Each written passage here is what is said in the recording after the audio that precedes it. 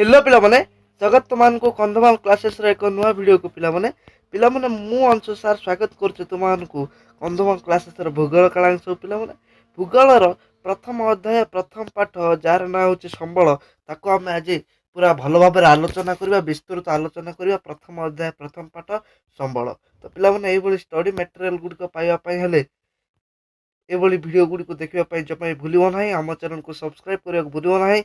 Like share comment इत्यादि करदेव जहाँ doubt हम कमेंट कर पचारि पार।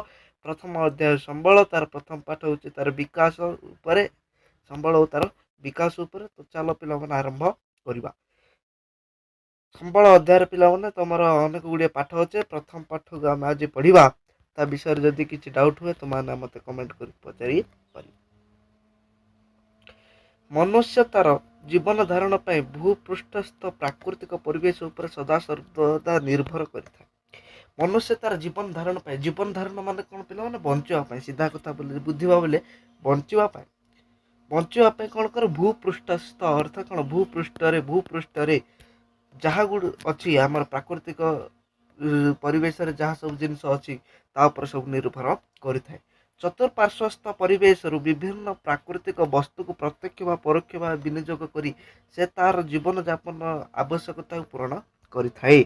चतुर्पार्श्व परिवेश जो सब प्राकृतिक जिनस गुड़ाक अच्छे जो वस्तु गुड़ाक अच्छे से प्रत्यक्ष हो कि परोक्ष हो से गुड़ी को विनियोग करे यूज करे व्यवहार करे फल से कौन जीवन यापन करें तार आवश्यकता गुड़ी को पूरण करें। यार अर्थ कौन पिला माने आमे किसी प्राकृतिक जिनिस अच्छी जहाँ आम प्रत्यक्ष व्यवहार करूँ एवं किसी अच्छी जहाँ आम परोक्ष व्यवहार करूँ। जेपरिक आमर गोटे है बाउंश बाउंश को आम सीधा सड़क कौन टेंट बांधापी व्यवहार कर बाउंश को आम पेपर तैयारी कर खाता करके परोक्ष भाव व्यवहार कर परोक्ष एवं प्रत्यक्ष भाव व्यवहार कर आम कौन जीवन यापन करूँ विनियोग कर आवश्यकता पूरण करूँ।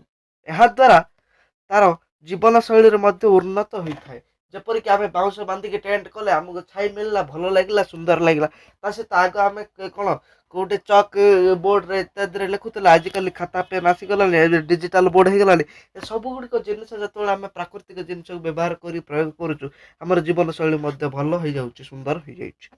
ओके उक्त प्राकृतिक सामग्री गुड़िकर भौतिक गुण पर्यायक्रम केतक परिवर्तन परिलक्षित हुए धीरे धीरे कौन सब गुड़िकर भौतिक गुण परिवर्तन परिलक्षित होता है।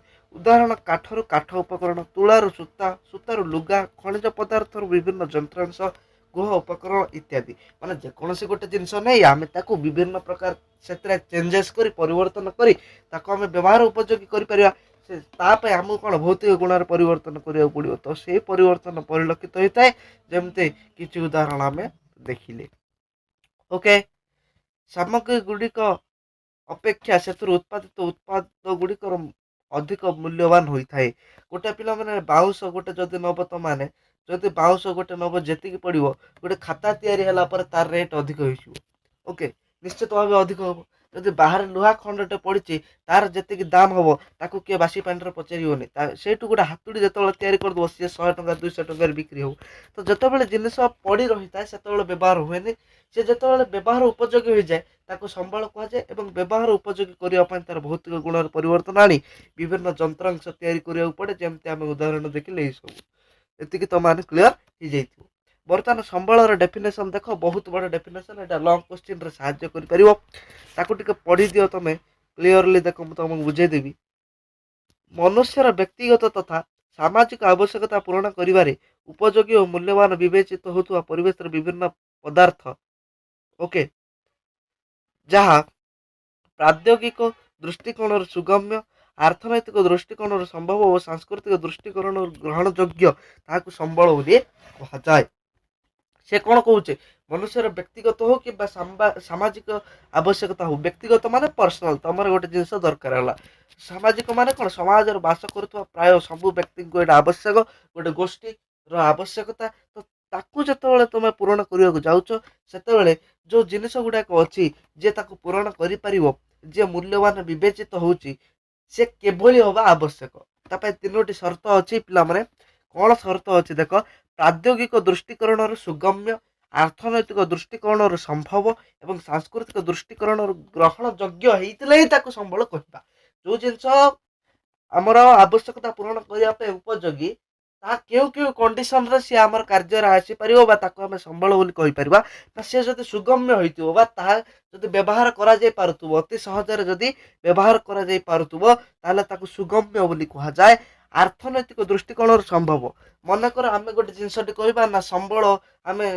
जदि व्यवहार करुचे गोटे मनकर संबल कथा कहबा सी मनकर होइतिबो 50 कोटी तो समस्त ताकू कौन ग्रहण करें ना तो सी अर्थनैतिक दृष्टि परफेक्ट हवा दरकार जहाँफल समस्त व्यवहार उपयोगी हो पार बुझीपार सांस्कृतिक दृष्टिकोण ग्रहण योग्य मनकर आजिकल ड्रेस कथा चिंता करिया विभिन्न प्रकार कौन छपरी स्टाइल ड्रेस आजिकल आसिलानी सेगुड़ाक कौन सांस्कृतिक ओडिशा संस्कृति आम भारतीय संस्कृति पक्षर कौन ग्रहण योग्य नुहे तो ताकू आम संबल इनक्लूड कर नहीं तो संबल को केउ गुड़िक संबल भाव इनक्लूड कर ना यही सर्त गुड़िक पालन कले संबल कही पार नेक्स्ट देख प्राकृतिक परिवेश मध्य अव्यवहृत किंबा अज्ञात हो रही पदार्थ गुड़िक संबल रूपे विवेचित हो न थाए संबल कौन जो आम पिला बेले पढ़ू संबल कौन ना आम चारिपाखे जहाँ देखुचे सब गुटाक गोटे गोटे संबल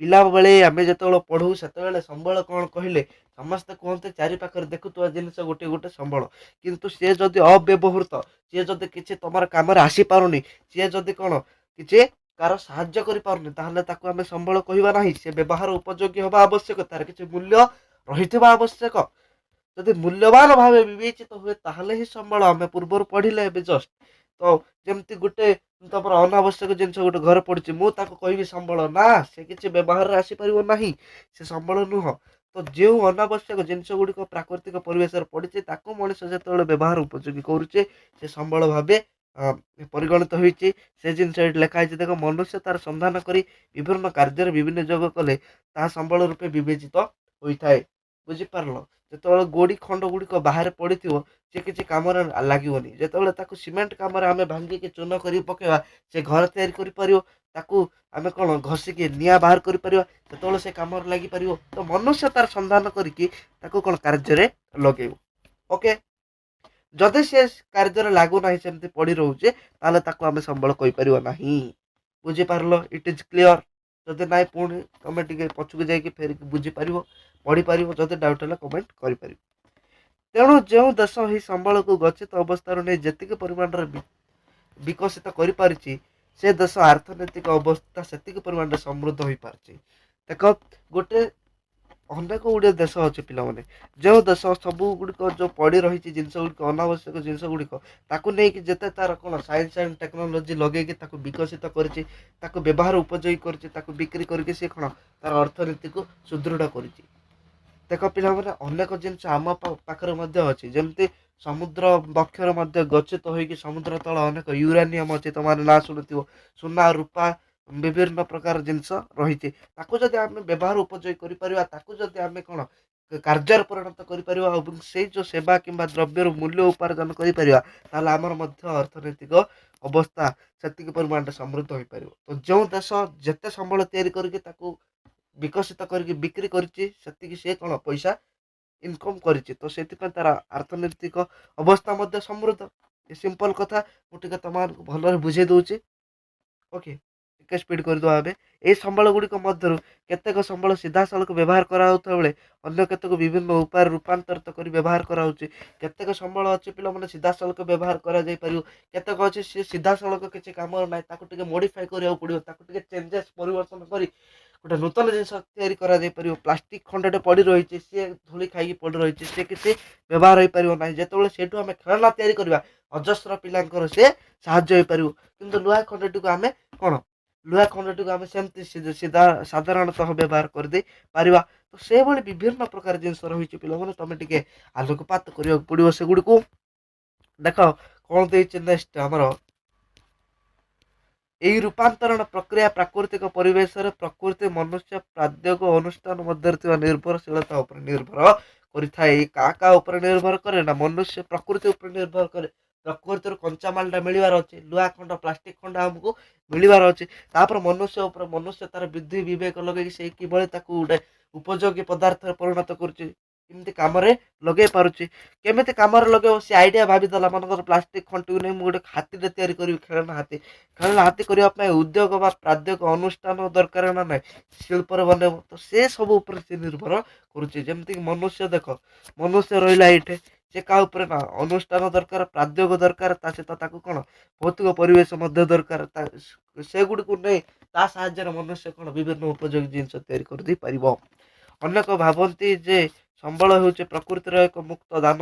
ସମ୍ବଳ ଆମକୁ ମୁକ୍ତ ଦାନ ନୁହଁ, ତାକୁ ଆମେ ବ୍ୟବହାର ଉପଯୋଗୀ କରିବା ଲାଗି, ତାକୁ ଆମେ କିଛି କାମରେ ଲଗେଇବା ପାଇଁ ସେ ଆମକୁ ମିଳିଛେ।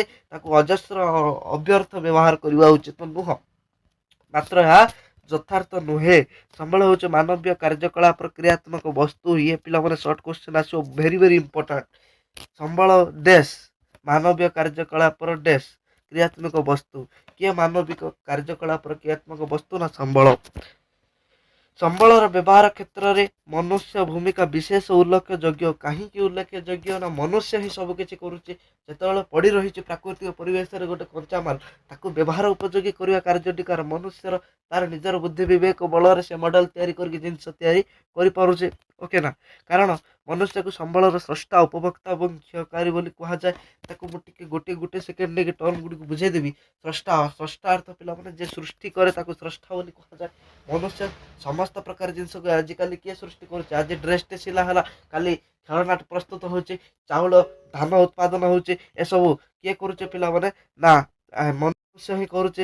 ତାପରେ କ'ଣ ଅର୍ଥନୈତିକ ଭୂଗୋଳରେ ମନୁଷ୍ୟକୁ ଏକ ମୁଖ୍ୟ କର୍ତ୍ତା ଭାବେ ଗ୍ରହଣ କରାଯାଇଛି। କିଏ? ନା କର୍ତ୍ତା ହେଉଛି ମନୁଷ୍ୟ। ତାପରେ ଉପଭୋକ୍ତା, ଉପଭୋଗ କିଏ କରୁଛି? ନା ସେ ମନୁଷ୍ୟ ମାନେ ହିଁ ତାକୁ ଉପଭୋଗ କରୁଛନ୍ତି।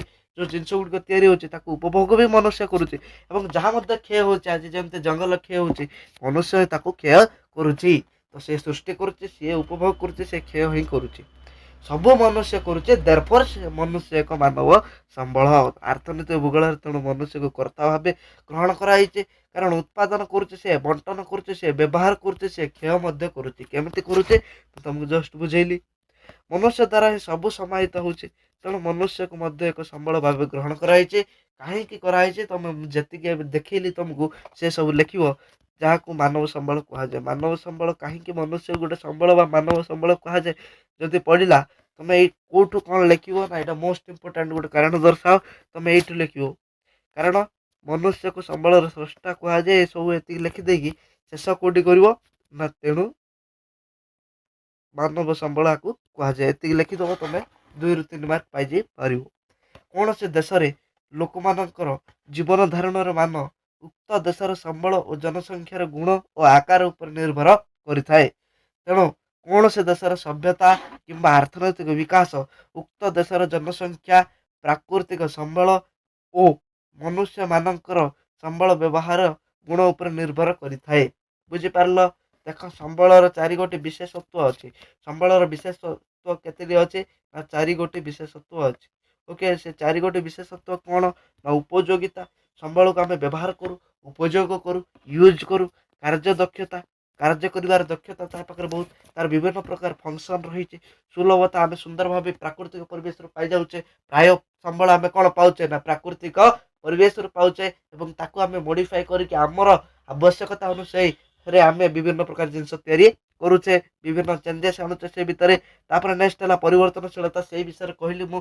ବିଭିନ୍ନ ପରିବର୍ତ୍ତନ କରିକି ଆମର ଆବଶ୍ୟକୀୟ ଜିନିଷ ଆମେ ତିଆରି କରିପାରୁଛୁ। ଯଦି ଏଇ 4ଟି ଗୁଣ ରହିଲା, ଏଇ 4ଟି ଗୁଣ ରହିଲେ, ଦ୍ୟାଟ୍ ଇଜ କଲ୍ଡ ସମ୍ବଳ।